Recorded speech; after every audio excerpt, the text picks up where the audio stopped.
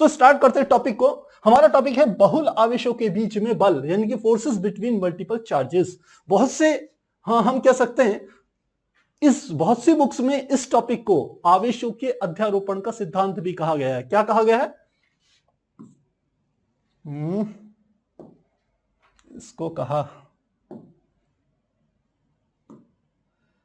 थोड़ा सुधार कर लें इसमें, हमने कहा इसको कहा गया है आवेशों के अध्यारोपण का सिद्धांत। अध्यारोपण का सिद्धांत, जिसको कि सुपरपोजिशन प्रिंसिपल ऑफ चार्जेस ऐसा भी कहते हैं। अब ये क्या चीज है, इसको समझते हैं। अभी तक हमने जो कूलम्ब्स लॉ पढ़ा था, कूलम्ब्स लॉ में पढ़ा था कि दो आवेशों के बीच में लगने वाले बल के बारे में चर्चा करी थी। लेकिन यह निश्चित मानिए, जब आप किसी भी कॉम्पिटिटिव एग्जाम्स में जाएंगे तो आपको केवल दो आवेश नहीं मिलेंगे, उनके बीच में बल निकालने के लिए नहीं कहा जाएगा। यदि आप किसी कॉम्पिटिटिव एग्जाम्स की तैयारी करेंगे तो वहां हमेशा आपको थोड़ा सा क्या कर देंगे, डिफिकल्ट बना देंगे आपकी चीजों को, फोर्सेस को थोड़ा और हम कह सकते हैं कठिन बनाने की कोशिश करेंगे। लेकिन वो कठिनता कुछ नहीं है, केवल आपको थोड़ी सी हम कह सकते हैं फोकस होकर आगे बढ़ने वाली बात है। तो वहां पर जब एक से अधिक फोर्सेस को आप कैलकुलेट करेंगे तो उसके लिए आपको इस सिद्धांत का उपयोग करना पड़ेगा, जो है बहुल आवेशों के बीच में लगने वाला बल। बहुल आवेश मतलब एक से अधिक आवेशों के बीच में जो बल कार्य करता है, उसी को हम यहां पर क्या करेंगे, कैलकुलेट करेंगे। तो पहले डेफिनेशन लिख लेते हैं। यदि किसी आवेश पर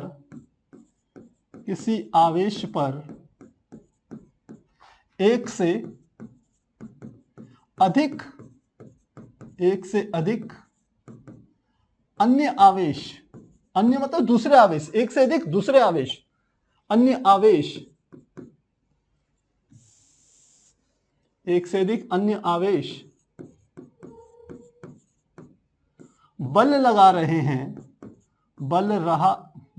लगा रहे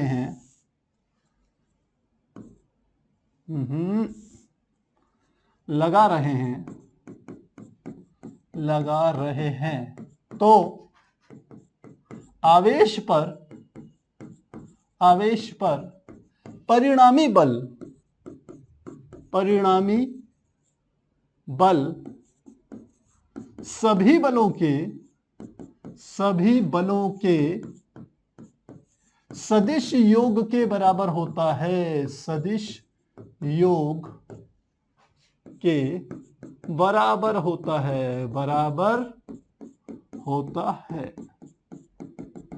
तो हमने क्या कहा, यदि किसी आवेश पर कोई हमने आवेश ले लेना है, तो यहां पर एक आवेश ले लेते हैं, यहां पे इसको आवेश ले लेते हैं। तो आवेश क्या लिया हमने इस तरीके से एक आवेश ले लिया, मान लेते हैं ये आवेश है, और इस आवेश को मैंने मान लिया ये क्या है, Q1 आवेश है सपोज।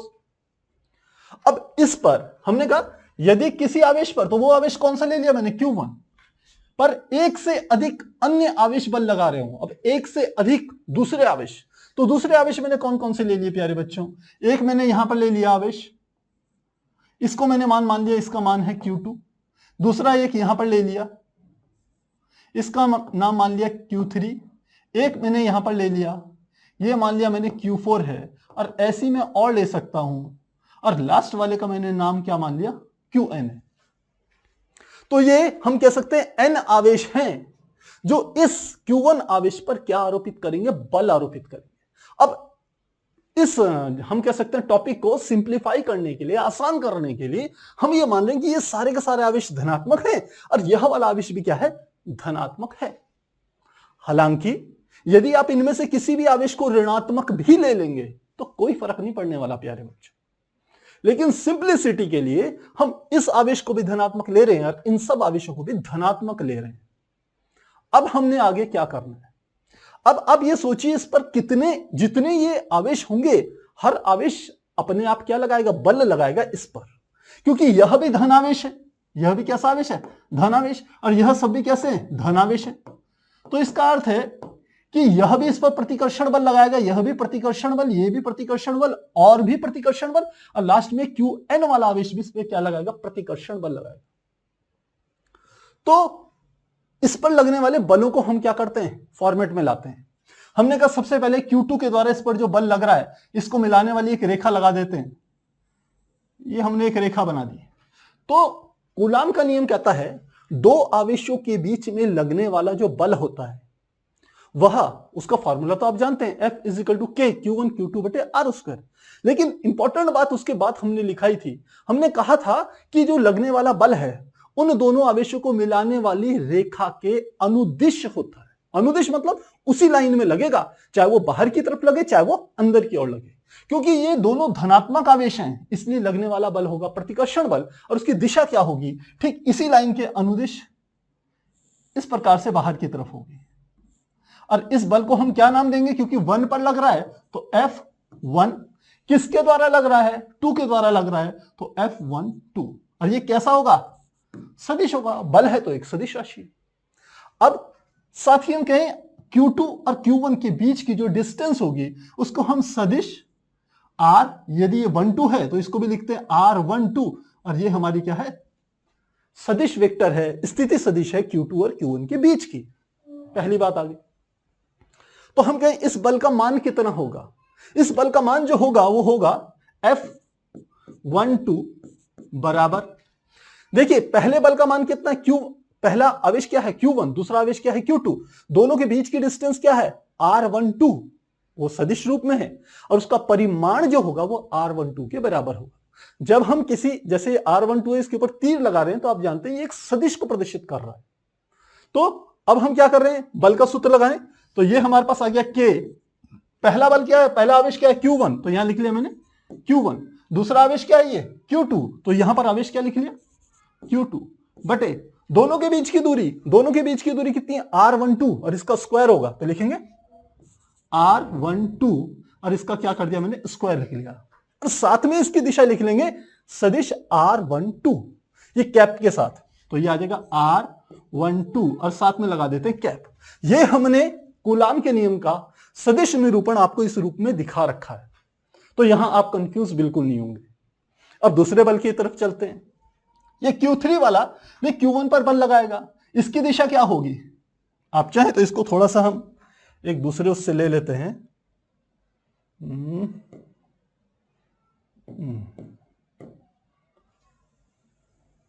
ये हमने ले लिया। अब Q3 के द्वारा Q1 पर जो बल लग रहा है वो इस तरीके से लगेगा, ऐसे ले रहे हैं इसको, इस तरीके से हमने लिया। इन दोनों को मिलाने वाली रेखा क्या है, ये वाली रेखा है, और प्रतिकर्षण बल है तो रेखा के अनुदिश बाहर की ओर लगेगा, ऐसे लगेगा। इस बल का मान क्या हो जाएगा, F किस पर लग रहा है, 1 पर लग रहा है, किसके द्वारा लग रहा है, 3 वाले के द्वारा लग रहा है, तो F13, और सदिश की जगह सदिश का निशान, काफी आसान। अब यहां क्योंकि इस वाले बल का नाम R13 है, F13 है, इसलिए यहां सदिश की जो बात होगी, स्थिति सदिश होगा, वो R13 होगा, इसके ऊपर ऐसे निशान लगा लेंगे। तो अब इस बल का मान क्या होगा, F13 का मान, ये मैं यहां पर लिख लेता हूं, F13 बराबर कांस्टेंट के तो ऐसे ही आएगा। अब पहले वाला बल कितना है Q1, पहला आवेश क्या है Q1, दूसरा आवेश क्या है Q3, तो क्या आ जाएगा, यहां पर आ जाएगा Q1 Q3 बटे इन दोनों के बीच की डिस्टेंस कितनी है R13, तो लिख लेंगे R13 का स्क्वायर, और साथ में हम कह सकते हैं सदिश वेक्टर या जो दिशा बताता है एकांक वेक्टर, वो हमारा R13, और यहां लग जाएगा कैप। तो हमने दो बलों को यहां क्या कर लिया, कैलकुलेट कर लिया। अब हम तीसरे बल को कैलकुलेट करते हैं, Q4 के द्वारा जो बल लग रहा है। तो Q4 के द्वारा जो बल लग रहा है उसको हम इस तरीके से लेते हैं, Q4 और Q1 को आपस में मिलाया, इस तरीके से मिला दिया प्यारे बच्चों, सीधे एक रेखा के अनुदिश। फिर से बता रहा हूं क्योंकि दोनों धनावेश हैं तो प्रतिकर्षण बल लगेगा, प्रतिकर्षण बल इसी रेखा के अनुदिश बाहर की तरफ लगेगा, तो लगने वाले बल का मान क्या होगा, ये इस तरीके से लगेगा, और इसका मान होगा F किस पर लग रहा है, 1 पर लग रहा है तो F1, किसके द्वारा लग रहा है, 4 के द्वारा लग रहा है तो F14, और साथ में ऊपर क्या आ गया, ये सदिश आ गया। तो मुझे लग रहा है इतनी बात भी आपको समझ में आ रही होगी। अब Q4 और Q1 के बीच की जो दूरी होगी उसको सदिश के रूप में लिखें, तो जैसे हमने ऊपर लिखी वैसे ही बल का मान F14 है, तो यहां लिख लेंगे R14 और साथ में क्या लग गया, सदिश।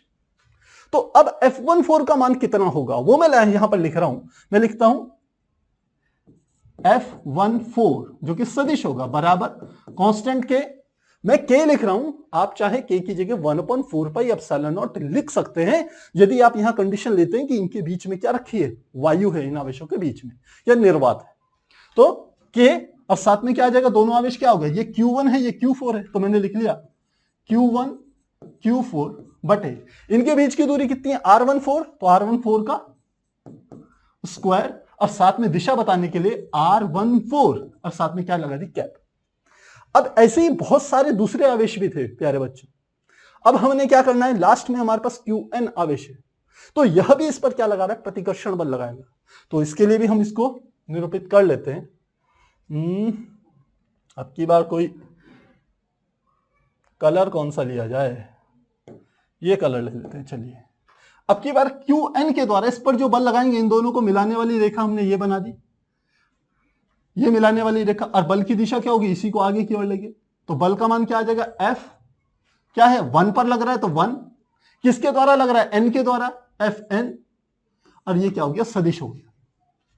ऊपर हम क्या कर देंगे, सदिश का निशान लगा देंगे। अब Qn और Q1 के बीच की जो डिस्टेंस है इसको हम किससे निरूपित करेंगे, R1n। जो फोर्स के नीचे लिखते हैं 1n, वही आप R के साथ स्थिति सदिश के रूप में प्रदर्शित करते हैं।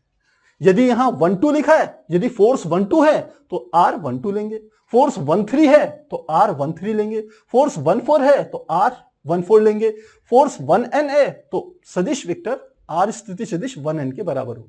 तो अब इसका मान क्या होगा, इसको भी लिख लेते हैं, हम लिखते हैं F1n,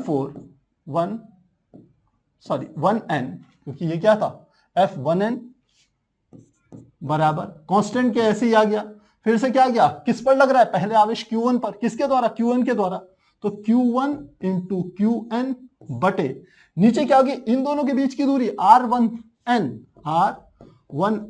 का स्क्वायर और साथ में R1n और इसकी लगी कैप। ये केवल दिशा बता रही है, यदि बल सदिश है तो इसकी दिशा को ये बता रहा है। इस सदिश का अर्थ है कि ये केवल दिशा बता रहा है, इसका परिमाण कितना है, एक, जिसे हम एकिक सदिश कहते हैं। एकिक सदिश का अर्थ मैंने कल भी बताया था, ये एक ऐसा सदिश जिसका परिमाण एक हो, वह केवल दिशा बनाने के लिए उपयुक्त किया जाए, तो वही हमारा क्या है, ये सारी चीजें R12, R13, R14, R1। तो ये सब हमने लगा दिया। तो अब लिखते हैं Q1 पर परिणामी बल, तो क्या लिखना है, लिखते हैं अतः Q1 पर परिणामी बल। प्यारे बच्चों डिटेल में समझा रहा हूं इस चीज को, एक एक चीज समझा करके, थोड़ा आप फोकस करके देखिएगा। तो Q1 पर परिणामी बल क्या होगा, परिणामी बल मान लेते हैं F है, तो F बराबर क्या आ जाएगा, पहला बल क्या है F12, लिख दिया मैंने F12 plus F13 plus F14 plus dot dot dot बीच के अन्य आगे इन दोनों के बीच में, और साथ में क्या हो गया F1n, ये बल लग गया। और इन बलों के मान हमने यहां पर निकाल रखे हैं, तो ये मान निकाल करके यहां पर रख देंगे। तो मान रखें तो क्या आ जाएगा, F इजिकल टू F12 का मान कितना आ गया K, ये ऊपर की ओर आ गया Q1 Q2 बटे नीचे आ गया R12 का स्क्वायर और साथ में आ गया, ये भी सदिश है और यहां पर भी सदिश का निशान लगा लेंगे, परिणामी बल जो होगा वह भी क्या होगा, सदिश ही होगा। तो इतना प्यारे बच्चों आपने करना है, साथ में R12 है तो R12 कैप प्लस दूसरे का लिखेंगे तो यह आ गया K Q1 Q3 बटे R13 का स्क्वायर साथ में R13 कैप प्लस अगला हमारा आ गया F14, तो ये लिखेंगे K Q1 Q4। मैं कहां से लिख रहा हूं F14 का मान, मैं यहां से लिख रहा हूं, ये मान निकाल रखा है, इसी चीज को मैं यहां लिख रहा हूं, बटे R14 का स्क्वायर साथ में R14 cap plus dot dot dot अन्य आगे इसमें, और साथ में क्या लिख लेंगे F1n का भी मान लिखेंगे जो कि है K Q1 Qn बटे इतना, K Q1 Qn बटे r1n का स्क्वायर साथ में यूनिट वेक्टर r1n, ऐसे लिख लिया। अब सब में क्या कॉमन है? कांस्टेंट k कॉमन है, तो मैं लिख सकता हूं f बराबर कांस्टेंट k, ब्रैकेट में क्या आ जाएगा? यह आ जाएगा q1 q2 बटे r12 का स्क्वायर और साथ में यहां r12 प्लस दूसरा क्या आ गया? q1 q3 बटे यह है q1 q3, नीचे आ गया r13 का square unit vector r13 cap के साथ, यहां पर आ गया q1 q4 बटे r14 का square unit vector r14 plus dot dot dot plus ये वाला आ जाएगा q1 qn बटे r1n का स्क्वायर साथ में यूनिट वेक्टर r1n। ये हो गया ब्रैकेट बंद। अब इतना आपने इतना बड़ा फार्मूला निकाल दिया और यही वास्तव में आपके लिए फार्मूला है। लेकिन इस वाले फार्मूले को हम क्या कर सकते हैं, थोड़ा शॉर्ट में लिख सकते हैं प्यारे बच्चे। और अब मैं जो स्टेप लिखने जा रहा हूं वो बहुत से बच्चों को समझ में नहीं आती बात, तो यदि थोड़ा सा आप फोकस करेंगे तो वो बात आपको समझ में अच्छे से आ जाएगी कि आखिर इतने बड़े फार्मूले को एक छोटे से हिस्से में कैसे रिप्रेजेंट किया जाता है। तो सबसे पहले हमने लिखना है परिणामी बल F, यदि यहां K है तो K ही लिख लिया। अब देखिए सब में पहला स्टेप क्या है? Q1 Q1 Q1 Q1, पहला आवेश Q1 है तो उसको ऐसे का ऐसे लिख देंगे, तो मैंने यहां पर लिख लिया Q1।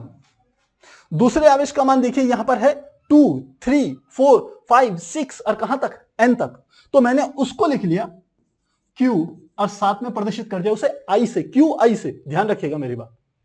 नीचे आ जाइए, नीचे क्या है? R12, तो R देखिए 1 तो सब में है, R के साथ 1 तो सब में है, और यदि नीचे ऊपर 2 था तो यहां भी 2 है, ऊपर 3 था यहां भी 3 है, ऊपर 4 था यहां भी 4 है, यहां n था तो यहां n है, तो इसलिए मैं अगली बार यहां पर लिख लेता हूं साथ में I, R1I, ये लिख लिया। अब इसमें आ जाइए, ये हमने लगाया R, 1 तो सब में है, यहां भी 1 है, यहां भी 1 है, यहां भी 1 है, यहां भी 1 है, लेकिन दूसरे में क्या था? 2 3 4 n, तो क्या लिख लेंगे? जैसे यहां लिखा था वैसे वैसे R1 और साथ में क्या लिख लिया मैंने? I। इस पूरी चीज को मैं ऐसे लिख सकता हूं, बशर्ते मुझे बताना पड़ेगा I क्या चीज है। तो I को बताने के लिए यहां पर लगाते हैं हम समेशन का निशान। समेशन का अर्थ होता है सबका योग, और योग का अर्थ है कि आपने कुछ नहीं करना, केवल I का मान बताना है। और I का मान कहां से शुरू हो रहा है? सबसे पहले में I का मान कितना है? 2, तो I बराबर 2 से लेके सबसे लास्ट में I का मान कितना है? n, तो क्या लिख लेंगे? n तक। और यही हमारा क्या हो जाएगा? इसका फार्मूला हो जाएगा। इस वाले फार्मूले को आप चाहें तो k की वैल्यू के साथ लिख सकते हैं। आप इसको ऐसे भी लिख सकते हैं, इज इक्वल टू k की वैल्यू लिख लीजिए केवल 1/4 पाई एप्सिलॉन 0, साथ में समेशन, समेशन क्या लिखना है? I बराबर 2 से लेकर के, ये क्या है? 2 है, ध्यान रखिएगा ये z नहीं है, ये 2 है, तो 2 से लेकर के कहां तक? n तक, और साथ में क्या आ जाएगा? Q1 QI, ये आ गया Q1 QI बटे R1, यहां पर स्क्वायर और आएगा बच्चों, ये क्योंकि जो फॉर्मेट है वो वैसे ही आएगा, तो R1 I का स्क्वायर और साथ में आ गया यहां पे कैप लग जाएगी, ये आ गया R1 I और ये होगी कैप। ये हमारे पास किसका? बहुल आवेशों के बीच लगने वाले बल का बेसिक फॉर्मूला आ गया है। तो यदि ये चीजें आपको समझ में आ रही हैं, मैं आपको डायरेक्शन किसकी? स्थिति सदिश की, साथ में लगने वाले बल की दिशा साथ साथ बता रहा हूं। ये अभी आपको लग रहा होगा कि कोई इंपॉर्टेंट नहीं है, कोई खास मायने नहीं रखती, लेकिन जब हम न्यूमेरिकल करेंगे इसके बाद, तब आपको लगेगा कि वास्तव में दिशाओं का ही सबसे बड़ा गड़बड़ झाला है। यह समझ में आपको आ गई तो न्यूमेरिकल करने में कोई परेशानी नहीं। तो प्यारे बच्चों, यदि आपको यहां तक समझ में आ गया है तो आप चैट सेक्शन में लिख सकते हैं। यदि आपके कहीं पर कोई डाउट है तो आप पिन पॉइंट डाउट लिखिए प्लीज। बच्चे लिखते हैं सर दोबारा से बताइए पूरा का पूरा, पॉसिबल नहीं है, कई बार बता चुका हूं। आपके कहीं किसी स्टेप में यदि कोई पिन पॉइंट आपके कोई डाउट्स हैं तो उसे लिखिए चैट सेक्शन में, मैं कोशिश करूंगा उसे अच्छे से आपको बताने की। और तब तक आप चाहें तो इसका ले सकते हैं स्क्रीनशॉट। स्क्रीनशॉट लेना चाहेंगे 1 2 3 4। तो अब चलते हैं हम अगले स्टेप पे। अब हम करेंगे प्यारे बच्चों इससे रिलेटेड एक प्रश्न। उदाहरण संख्या है 1.6। इसके अनुसार 3 आवेश Q1 Q2 Q3 पर विचार कीजिए जिनमें प्रत्येक Q के बराबर है तथा L भुजा वाले समबाहु त्रिभुजों के शीर्ष पर स्थित है। Q1 Q2 Q3 किसके बराबर है? Q के बराबर है, पहली बात। तो इसको थोड़ा सा हम क्या क्या बात कह रहे हैं कि ये कह रहे हैं 3 आवेश कौन कौन से हैं? Q1 Q2 Q3। अरे इन सब का मान किसके बराबर है? प्रत्येक किसके बराबर है? Q के बराबर है। दूसरी इंपॉर्टेंट बात, दूसरी L भुजा वाले, तो ये ध्यान रखना ये जो हमारा आएगा ये क्या है? L भुजा है। यहां पर पता नहीं कैसे हो गया ये L भुजा है। त्रिभुज की जो भुजा है वो L है क्योंकि वो कैसा त्रिभुज है? समबाहु त्रिभुज है के शीर्षों पर स्थित है। त्रिभुज के केंद्र पर चित्र में दर्शाए अनुसार स्थित Q आवेश वो कहां स्थित है? त्रिभुज के केंद्र पर, समबाहु त्रिभुज के केंद्र पर, जो कि Q का सजाती है। यानी कि Q1 Q2 Q3 को यदि हम धनात्मक लें तो ये प्लस Q भी क्या होगा? धनात्मक ही होगा। तो परिणामी बल लग रहा है, कितना परिणामी बल लग रहा है ये निकालिए। कैसे करेंगे? अब देखिए, ये सबसे पहले हम इसका डायग्राम बना रहे हैं। हमने यहां पर एक डायग्राम बनाया।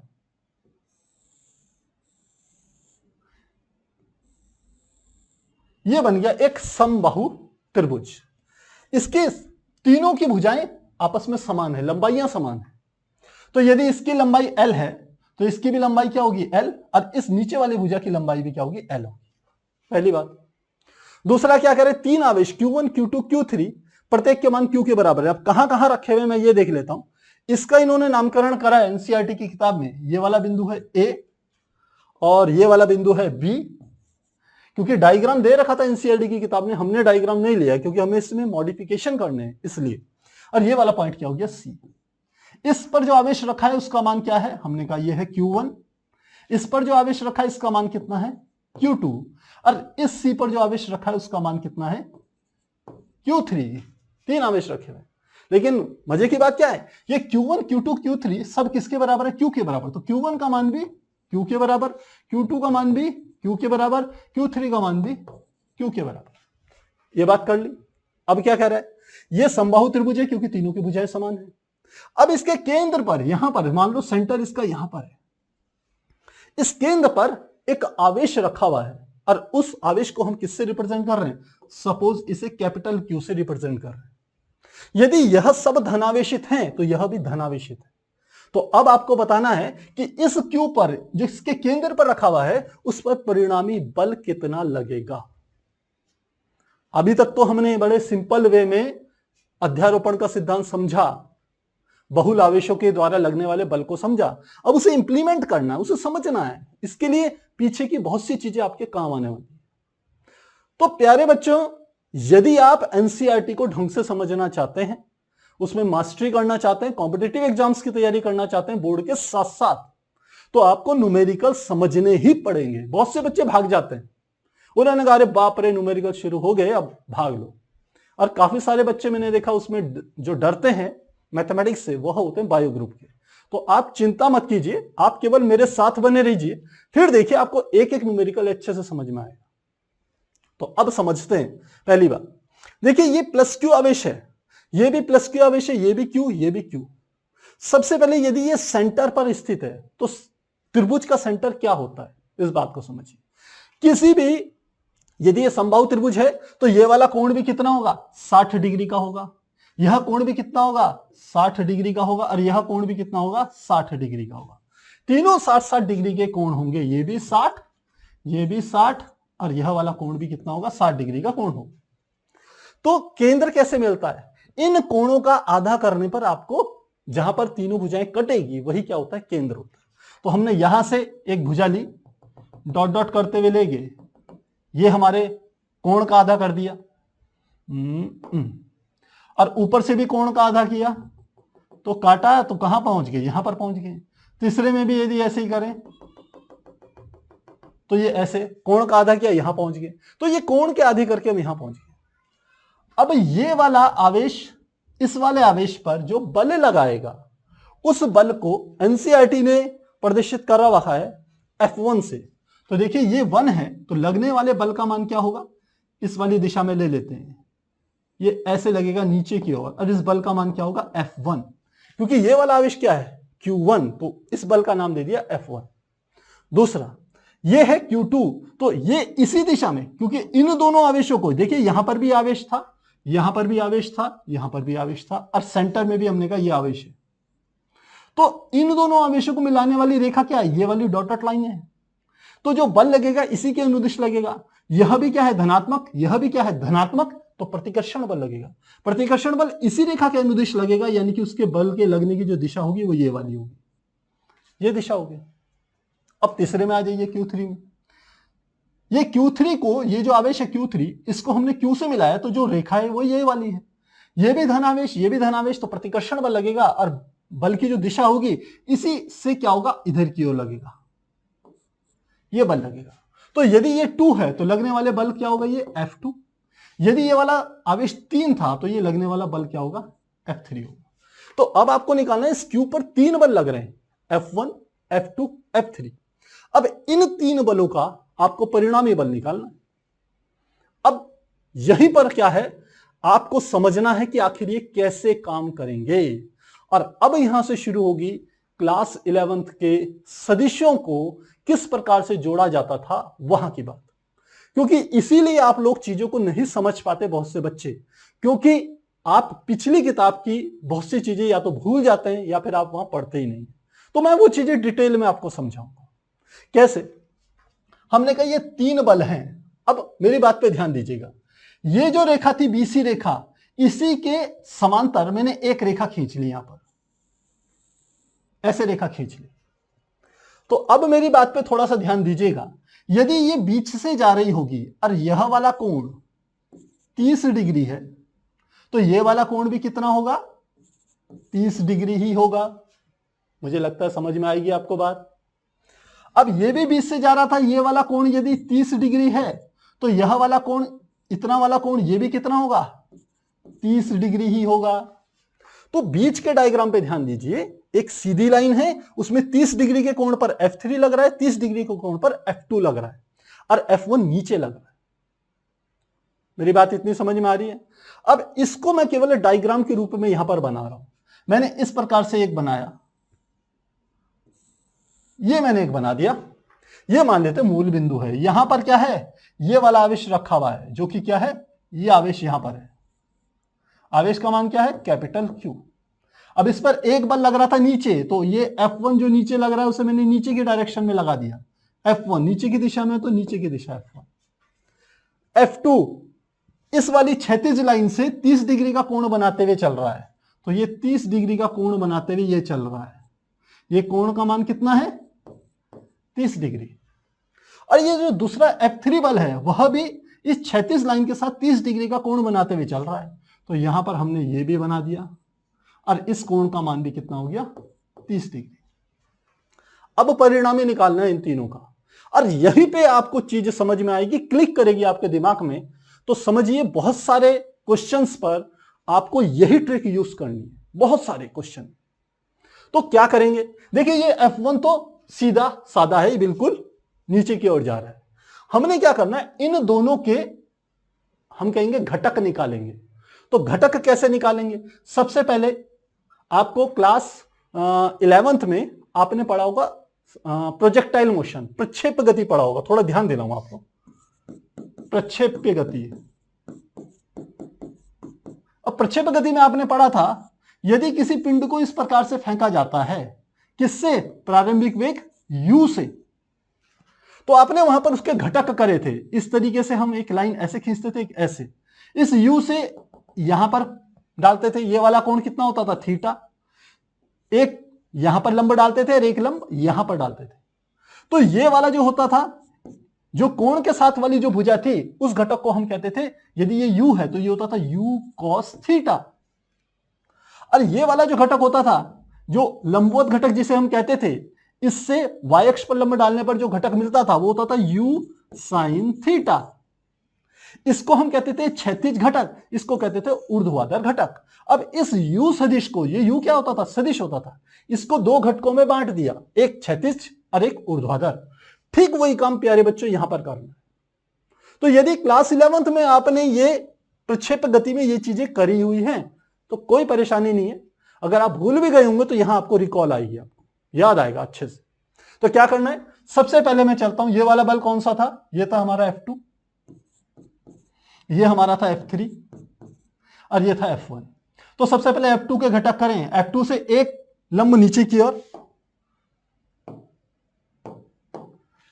एक लंब नीचे की ओर डाला ये, और एक लंब इधर की ओर डाला, ये डाल दिया।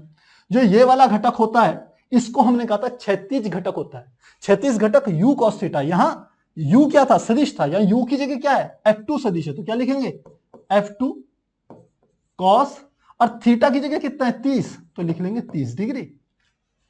काफी आसान है, समझ में आ गया होगा आपको। और यहां पर यह आता है ऊर्ध्वाधर घटक, और इस घटक का नाम क्या होगा, ये F2। देखिए यहां पर क्या होता था ऊर्ध्वाधर घटक, u sin थीटा, तो ये आ जाएगा F2 और साथ में आ जाएगा साइन, और थीटा का मान कितना है 30 डिग्री, तो यहां पर लिख दिया 30 डिग्री। तो अब F2 को भूल जाइए, अब आपको ये दो घटक मिल गए, एक इधर की दिशा में जो कि ये वाला है F2 cos 30 और ऊपर की ओर F2 sin 30, बस इसको ध्यान रखिए।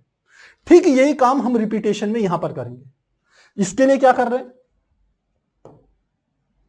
इसके लिए इसके दो घटक करते हैं, एक क्षैतिज घटक यानी कि नीचे की ओर डाला यहां पर, और एक ऊर्ध्वाधर घटक जो यहां पर डाला।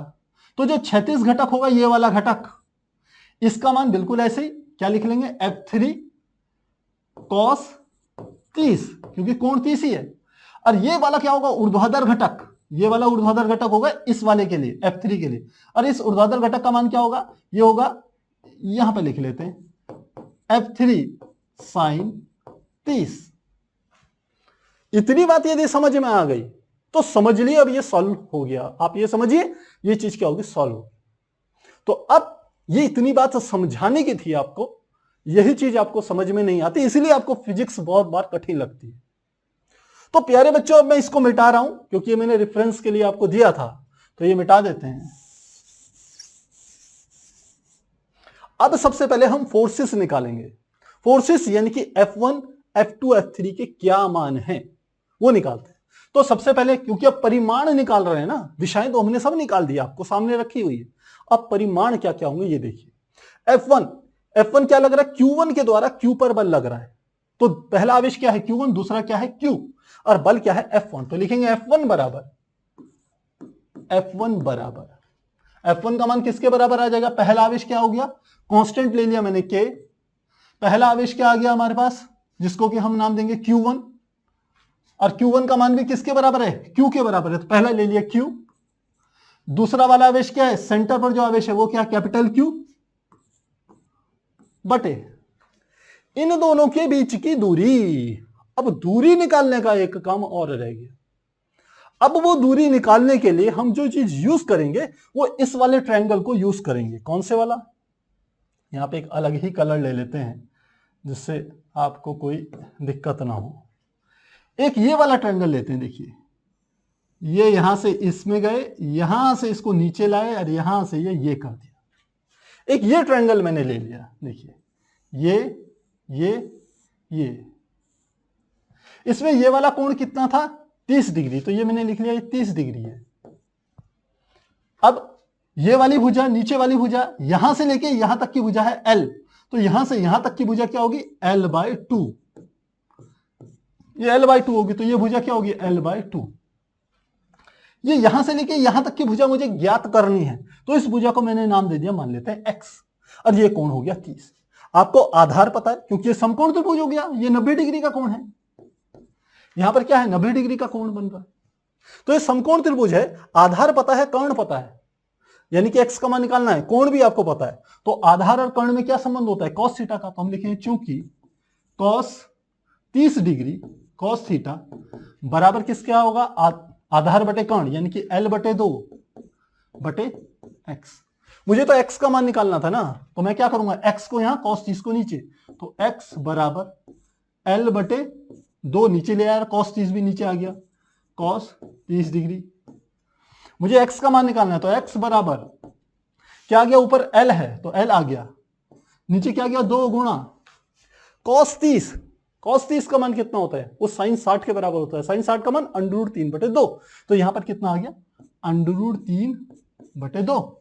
इस 2 से हमने क्या करना है, इस 2 को काट देना है, तो क्या आ गया, x बराबर हमारा आ गया l/√3।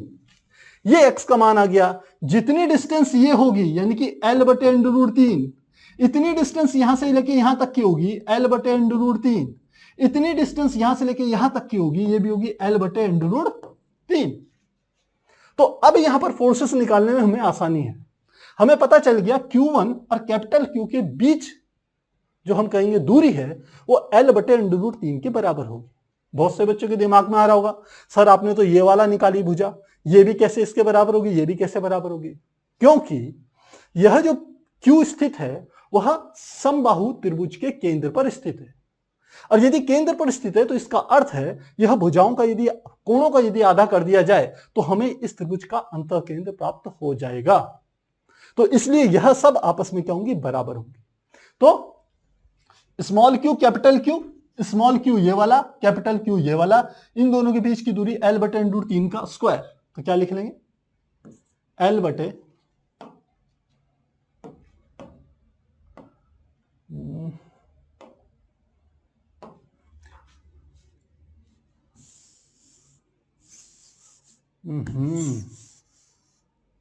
ये आ जाएगा हमारा l/, ये हमने कहा कितना है l/√3, तो l/√3 का स्क्वायर। इसको सॉल्व करें तो क्या आ जाएगा k, साथ में हमारा क्या आ जाएगा, ये आ जाएगा small q capital Q, small q capital Q बटे, इसका स्क्वायर करेंगे ये आ गया l², और √3 का जब स्क्वायर करेंगे तो 3 आ जाएगा, और वो 3 कहां चल जाएगा, ऊपर चले जाएगा, तो हम यहां पर 3 लिख सकते हैं। तो F1 का मान आ गया k 3 small q capital Q बटे l², इसके बराबर आ गया किसका मान, इस F1 का मान। अब दूसरे का मान निकालते हैं, F2 का मान। इस वाले F2 का मान निकाल रहे हैं, वो किसके बीच में, Q2 और Q के बीच में लगने वाला बल, तो क्या लिखेंगे F2 बराबर, अब कांस्टेंट k ऐसे ही आ गया, पहला आवेश तो Q ही है क्योंकि Q2 भी Q के बराबर है, दूसरा आवेश भी कैपिटल Q है, ये भी कैपिटल Q आ गया, बटे इन दोनों के बीच की दूरी वो भी l/√3 है, तो इसका भी स्क्वायर हो जाएगा l/√3 का स्क्वायर। सॉल्व करेंगे यही आ जाएगा, constant k 3 small q capital Q बटे l², इसके बराबर। और तीसरा यदि निकालें F3 कौन सा बल है, ये Q3 के द्वारा जो Q के बराबर है वो इस दिशा में लगाया जा रहा है F3, तो इसको भी यदि कैलकुलेट करें तो सेम ऐसे ही करेंगे, k small q capital Q बटे स्मॉल q कैपिटल Q बटे l/√3 का स्क्वायर बराबर हमारा आ जाएगा k 3 small q capital Q बटे l², ये आ गया। तो आप देख रहे हो F1 F2 F3 तीनों के परिमाण आपस में बराबर हैं, तो हम क्या कहेंगे, क्योंकि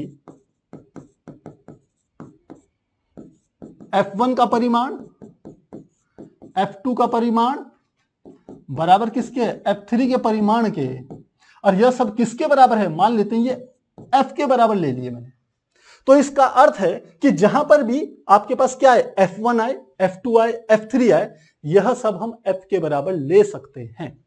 तो ये मान लेते हैं कोई एक समीकरण ले ली, समीकरण 1। तो अब मुझे Q पर कुल बल निकालने थे, तो कितने बल हो गए, देखिए एक बल तो ये नीचे आ गया, ये वाला बल, और ऊपर की ओर 2 बल हैं, एक बल इस दिशा में और एक बल इस दिशा में। ये दोनों कहां लग रहे हैं, देखिए ऊपर की दिशा में लग रहे हैं दोनों बल F वाले, और ये F3 cos 30 F2 cos 30 से कैंसिल हो जाएगा। क्यों हो जाएगा, पीछे यहां भी cos 30 है, यहां भी cos 30 है, और F3 F2 के बराबर है, ये मैंने सॉल्व कर लिया, F2 F3 के बराबर है, तो इसका मतलब इससे ये कट जाएगा। इतने सॉल्यूशन हो गया, आपको समझ में आ गया होगा। तो अब परिणामी बल हम किसके बराबर ले रहे हैं, F के बराबर, तो लिखते हैं अतः Q पर परिणामी बल जिसे मैं F R से रिजल्टेंट से प्रदर्शित कर रहा हूं, देखिए F1 आ रहा है नीचे की तरफ और यह दोनों के दोनों जो बल हैं ये जा रहे हैं ऊपर की तरफ, तो एक दूसरे के क्या होंगे, विपरीत होंगे। तो हम यही काम कर रहे हैं। नीचे वाले बल को मैंने लिख लिया F1 माइनस ये है F3 sin 30 है F2 sin 30, इसको ब्रैकेट में लिख लिया F2 sin 30 plus F3 sin 30 F3 sin 30। अब समीकरण 1 से F2 F3 किसके बराबर है, F के बराबर है, और F1 भी किसके बराबर है, F के बराबर है। ये मान इस समीकरण में रखते हैं तो क्या आ जाएगा, FR F1 का मान, ये F1 का मान, इसका परिमाण किसके बराबर है, F के बराबर, तो मैंने लिख लिया F माइनस F2 भी किसके बराबर है, F के बराबर, तो F और sin 30 का मान कितना होता है 1/2, तो sin 30 का मान आ गया मल्टीप्लाई 1/, sin 30 का मान हमने कहा 1/2 मल्टीप्लाई 1/2 प्लस F3 भी किसके बराबर है, F के बराबर, और साथ में sin 30 का मान 1/2। तो अब देखिए क्या आएगा, ये आ गया F तो यहां आ ही गया, ये 1/2F दोनों जुड़ेंगे तो आधा आधा क्या हो जाएगा 1, यानी कि किसके बराबर आएगा, F के बराबर, बीच में माइनस का निशान है, F से F कटेगा यानी क्या आ गया 0। इसका अर्थ है इस ट्यूब पर लगने वाला जो परिणामी बल है वो क्या है, 0 है। तो यहां लिख लेंगे अतः Q पर परिणामी बल 0 होगा। तो इस प्रकार से प्यारे बच्चों इस क्वेश्चन को हल करेंगे। काफी आसान है लेकिन कॉन्सेप्चुअल बेस्ड है। यदि आपको पीछे की जानकारी है तो सॉल्व करने में ज्यादा टाइम नहीं लगेगा, लेकिन अगर आपको पीछे की जानकारियां नहीं है तो एक एक स्टेप को करके आगे बढ़ने में थोड़ा सा आपको समय लग सकता है। तो यदि इससे संबंधित आपके कहीं पर भी कोई डाउट है तो चैट सेक्शन में लिखिए, और आप चाहें तो इसका स्क्रीनशॉट भी ले सकते हैं। तो स्क्रीनशॉट लेना चाहेंगे 1 2 3 4